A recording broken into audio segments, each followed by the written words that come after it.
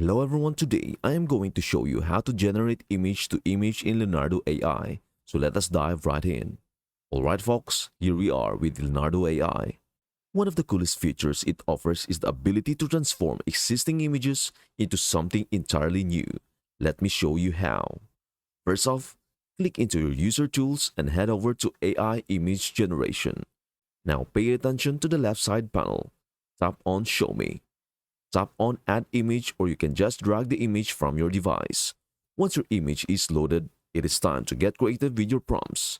Let us say, I'll make this image into 3D. Just describe it in the prompt.